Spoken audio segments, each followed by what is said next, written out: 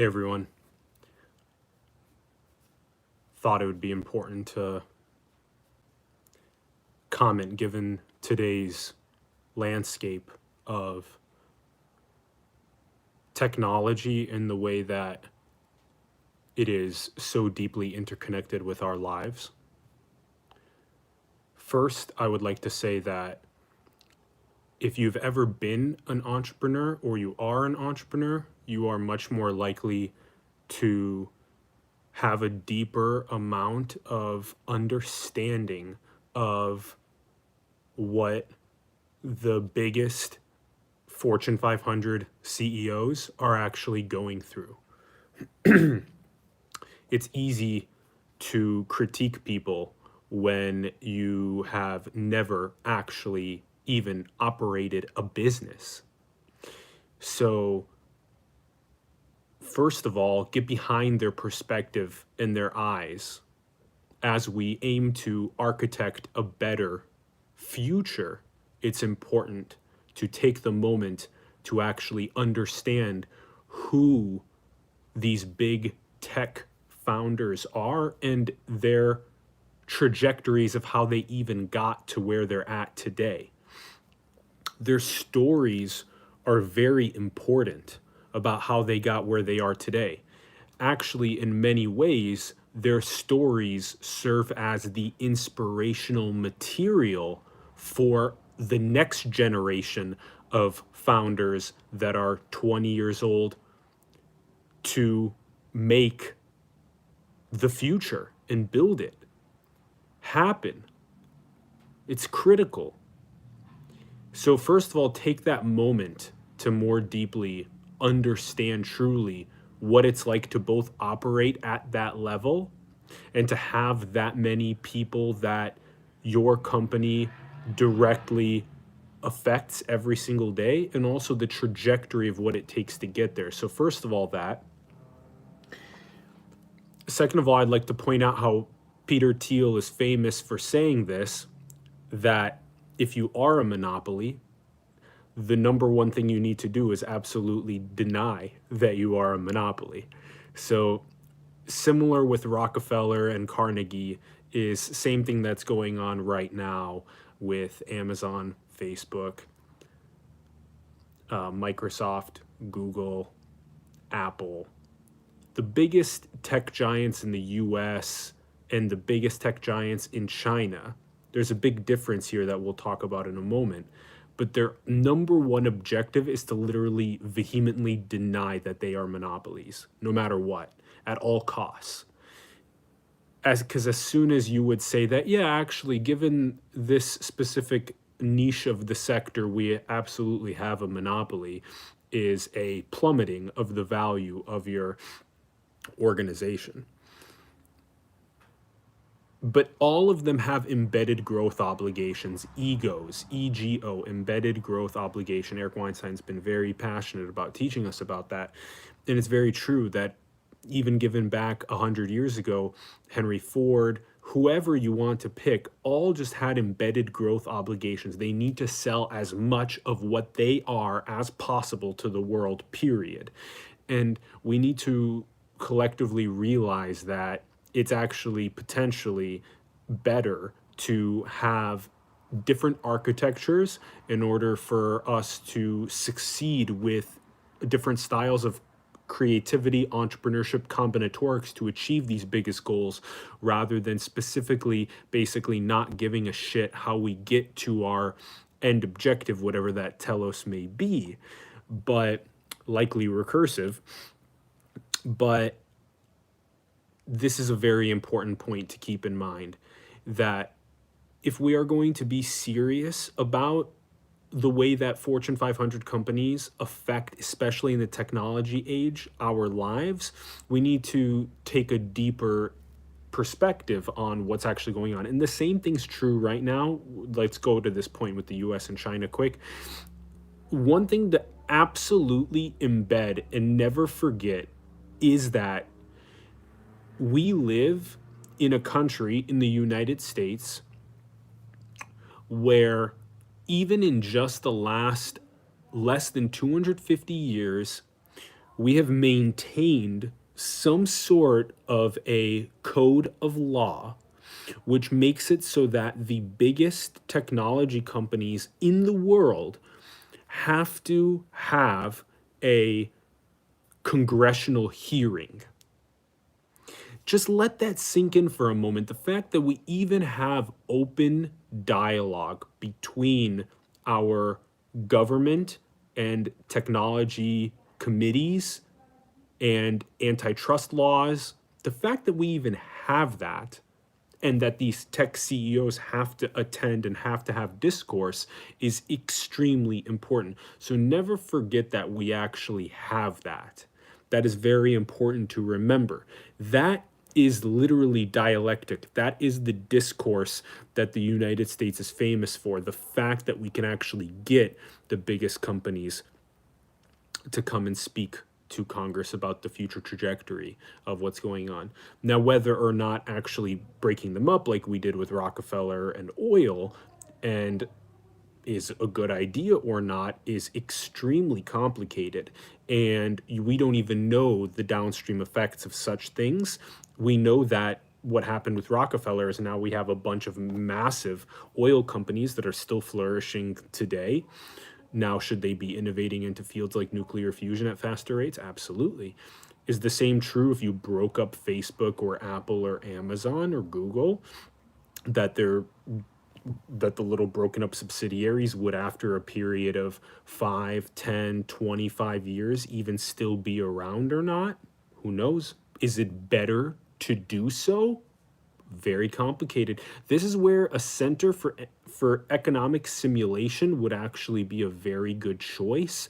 I've been talking about this quite a bit, and I try talking at a deeper level with Andrew Yang about this. It's very important. A Center for Economic Simulation, CFES.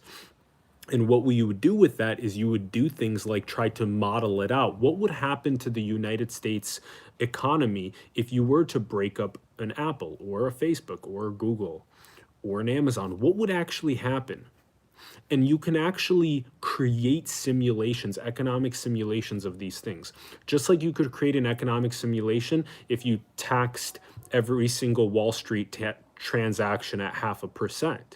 What would happen? Where could you allocate that money? Would people continue doing Wall Street transactions given that extra tax? And then would you be able to allocate that extra percent, 0.5%, to education, to spirituality and science training programs for those that are under-resourced, especially as children across the United States? So these are the important ways to perceive reality and how you can actually, at a deeper level, push for people to run these styles of economic simulations, which then give us deeper insight into what we can do to maximize our collective potential. Now, let's just juxtapose what we just described with the United States with China as an example. If you take China and the way that China's moving forward, China's doing things like they have a direct relationship between their government and their technology companies where it's all under one cohesive strategic roof. Now, it's complicated. It's not as simple as saying this is binary, better than that, period, end of story. It's not that simple. When you do things like you take somebody in the United States that owns a piece of land that they absolutely refuse to sell that piece of land. Meanwhile, we are trying to build maybe an autonomous pathway for vehicles through that area. China is able to say that we are sorry, but we are going to build this autonomous pathway through your land. But in the United States, you can just sit your ass on that land and not budge. And so you have to realize that there are these interesting ideas of the individual and the collective that need to be harmonized at a greater level. So the fact that the US has a very specific style of handling the tech giants with the Congress versus the government handling the tech giants in a place like China. And by the way, go look at Saudi Arabia, go look at Russia, go look at Brazil, go look at India, go look at Germany, go look at Ethiopia, go look at other countries around the world. It's not just the difference between the United States and China, although those are the two absolute greatest economic powers. But you do have to run these combinatorics. What could the United States government and their relationship with tech CEOs learn from an example, let's say, the relationship that the Indian government has with their largest technology companies? It's extremely hubristic to believe that we have absolutely nothing to learn from the other little combinatorics of how governments and corporations interact across the planet. And it's also hubristic for them to believe that they have nothing to learn from the United States. So again, it's all about that cohesion and an understanding and a balancing of the beauty of diversity in oneness at the same time, right? Simultaneity being that key.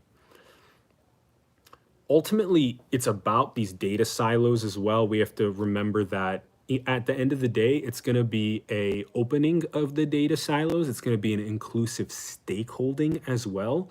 So the fact that the existing social fabric has absolutely no inclusive stakeholding ownership is extremely non-biomimicry.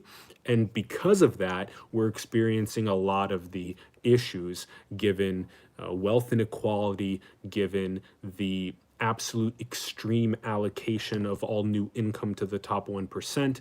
The absolute best way to handle that specific scenario is crystal clear, and it's the exact same way that natural systems have biomimicry. So you take the way that large trees sequester carbon and distribute it through their root and fungal networks to seedlings and smaller trees. That exact same style of strategy, enabling through inclusive stakeholding the fact that you have all of your data with Amazon, with Apple, with Microsoft, with Google, with Facebook, with Tesla, with all of these major big companies in the United States. You absolutely, and all of us, deserve at a deeper level to have new economic styles flourishing, which take all of our data, give us a deeper amount of financial ownership over that data and inclusive stakeholding over that data, but also drop the silos so that we can more easily find unique insights in the data across the big companies for our own avatar profiles, but also for them to be able to find deeper insights onto how to harmonize on a collective level rather than on such an individual closed off siloed level. That is absolutely the future trajectory that we are heading towards. Again, inclusive stakeholding and opening up the data silos. Critical point. It's a central part of the thesis of the big synthesis that we are publishing. All right, let's transition to TikTok. Extremely important news with that. As you guys know, TikTok is it's eating the world, especially the youth. And what's going on is that you have this extremely short form video platform, full screen, beautiful user experience and design that is captivating. And the loops are super tight on our neuroscience, on our neurobiology. They're just really tight loops that as soon as you kind of get on the platform, it's really difficult to get off because everything is so unique and creative, and it's humans expressing themselves in creative ways, and it's fun. And it really easily deters us, though, and deters our long periods of deep work and focus. Again, Cal Newport, deep work that's really important for you to get your North Star accomplished. But also we get these unique little combinatorics of how humans are being creative around the world, and we get to watch this little TikTok pop up from different countries around the world. It's actually quite interesting. As you guys know, it's also right now at the top of the most valuable privately owned companies in the world, ranges from 50 billion to $100 billion valuations. It's extremely interesting how there was also the merger of what was ByteDance's company with Musically in the US, and then how that ended up turning into this global behemoth that we have today of TikTok. And how India took a step forward and said that we must ban this because we don't trust, which is very, very crazy and it's fascinating that that type of stuff is happening.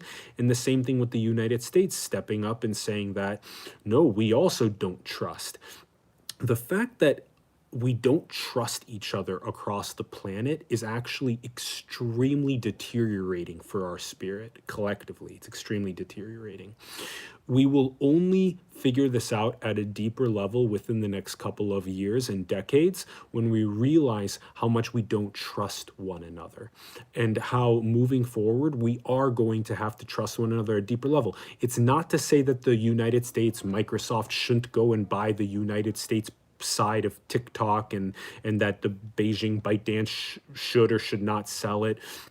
It's just it's deeper than that. It's way deeper than that. The economics are a layer below the true spiritual gnosis of what the true nature of reality is.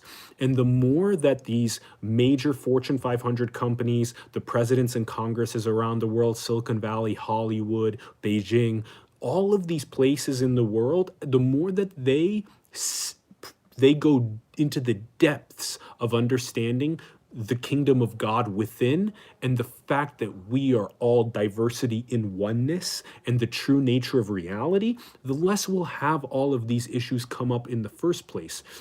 We are having this issue come up about TikTok. It's analogous if you look at TSA and the Transportation Security Administration, the way that you have to go in there and it's massive lines, it's massive security, everybody's getting scanned, nobody trusts each other to fly across the planet like that. It's the same style of thinking. The more that we awaken ourselves to the true nature of reality, the less we will need to have all of the crazy geopolitical insanities where we don't trust each other. We have to awaken so that we can create a more robust social fabric where we trust each other. It's happening whether you like it or not. The evolutionary pacer is moving towards enlightenment. And once we become more enlightened, we will not have these geopolitical monkey politics issues. We will be able to have a better and more robust and more cohesive and interdependent conversation with each other about the technologies. It's the same style of thinking for China. We're going to put up this massive firewall. We're going to create a pressure cooker function for all of these tech entrepreneurs to build the tech solutions in China. Here's the thing. It's interesting to put different entrepreneurial combinatorics from around the world. What would it be like if Brazil or Russia or China or India or Germany or Pakistan or wherever decided to make their own style? If TikTok, for example, became open sourced and then Pakistan created their own version of open source TikTok in Pakistan, right? And maybe there was a way to still give creative contribution based on intellectual property to that initial creators of the open source material. There's all of these different, more enlightened architectures for the design of technology across our planet that we have yet to tap into because we are still in the egotistical and in the service to self mentality. So we are waking up to the new combinatorics and the new creative processes where you can take something like one of these massive technological, beautiful solutions that is being used across the planet for creativity and whatnot. And you're able to potentially, even at a global level, at a geopolitical level, you are able to have discourse with the founders of this intellectual property and say things like, hey guys, how can we decrease the amount of people that are being distracted, that are not able to achieve their goals because they may not have the self-discipline yet? There will be a component of AI coaches soon that helps people with their self-discipline. But maybe there's a way to put up the little notification that shows up after 5 minutes of TikTok use that says that, hey, were you by chance focused on a project? Would you like to exit out of TikTok right now? And so if you have these global conversations, you can do things like potentially even say, okay, TikTok, now what we want to do is we want to create an Indian version of TikTok locally. So open source that. We'll pay you a certain amount of a royalty for that process potentially, and we will natively understand, right, the facial recognition. These are the young people in your country that are maybe between the ages of 10 and 20. So the idea is that you would actually want the facial recognition and all of these data insights around the creativity. You would want to have that data natively in your country. There are much better combinatorics than what we have now, and we have to wake up to that. The more enlightened we become, the more we'll be able to work together more cohesively. That's pretty much it. I mean, that's really the ethos and the central pillars of what is going on in the mainstream technology sphere. And we have to be very, very understanding that the more awakened we become, the more we have inclusive stakeholding. And the more we have inclusive stakeholding, the more we see our fellow brothers and sisters across the country and the planet as needing the same basic needs as we do, needing the same basic needs as we do in order for our gifts to fully shine and thrive. And it's so simple, guys. It's so simple. Biomimic the way that nature works with humans and our economic flourishing. The more we awaken, the more we realize this, and the more we prosper faster. Remember that. Thank you, everybody, for tuning in. Greatly appreciate it. I'm very excited for you to let this stir up on a deeper level, embody some of these main principles, especially inclusive stakeholding and our future in that regard. That's a central part of our big synthesis. Thank you for tuning in. Let me know what you think in the comments below on this brief bit. And I love you very much. I'm super grateful for everybody that's been continuing to be a part of this community and support what we're doing as we uncover the nature of reality, synthesize science and spirituality, dive deep into the nature of metaphysics and consciousness. We are at the edge, baby. We are at the edge. Nobody's doing it like us. Nobody's doing it like us. And so we're all here early. We're all here early for the big awakening. I love you very much. Thank you. Thank you. Couldn't happen without you. Love you. Thank you. Peace.